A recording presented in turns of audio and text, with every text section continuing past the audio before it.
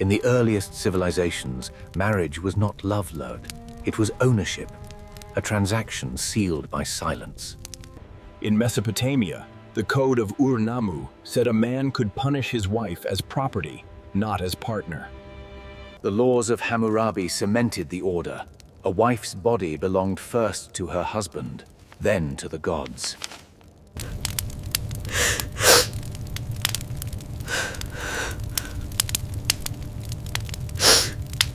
In Athens, philosophers spoke of virtue and freedom, yet women lived behind walls, unseen, unheard.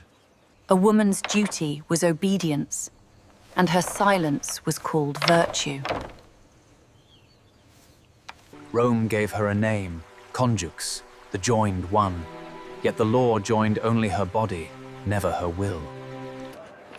Under Roman law, her consent vanished the moment vows were spoken. When the church rose, it wrapped the old order in holy cloth, calling endurance a wife's sacred duty.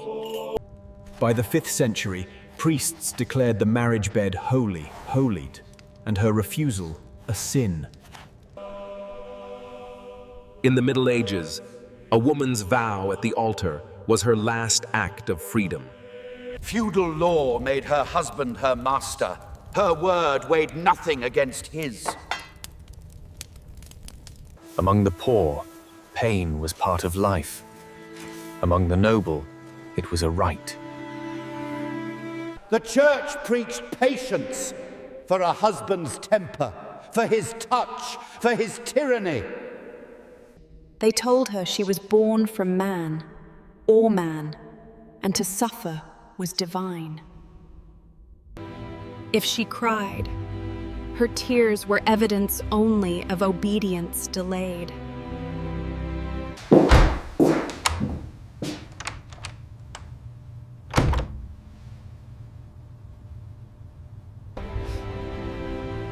They said she was protected. What they meant was imprisoned.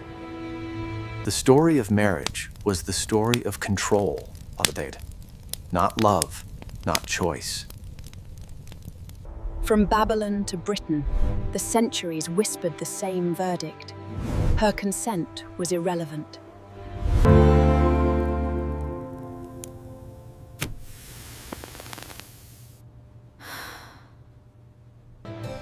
As Europe awakened in the Renaissance, women's bodies were still bound by old vows. Philosophy, art, and science flourished, yet her freedom remained a whisper. At home, her voice was soft, and her eyes lowered.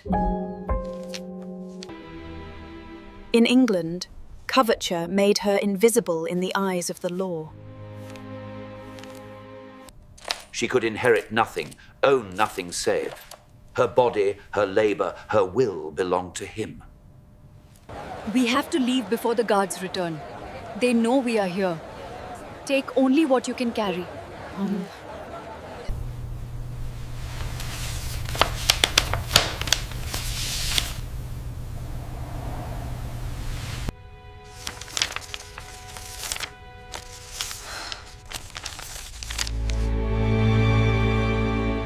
Across the seas, colonies grew, and so did the chains of old laws.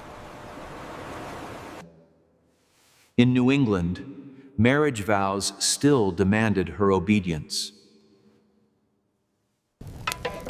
Even as societies evolved, her body was still a tool of duty.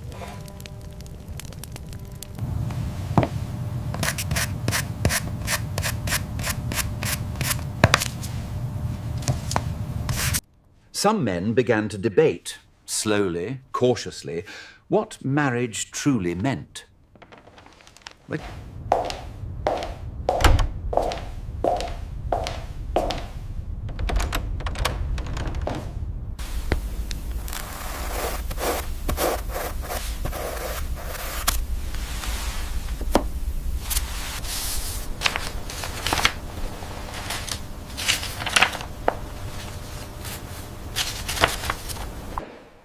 In Europe, Enlightenment thinkers spoke of liberty, yet often ignored the wife in her home.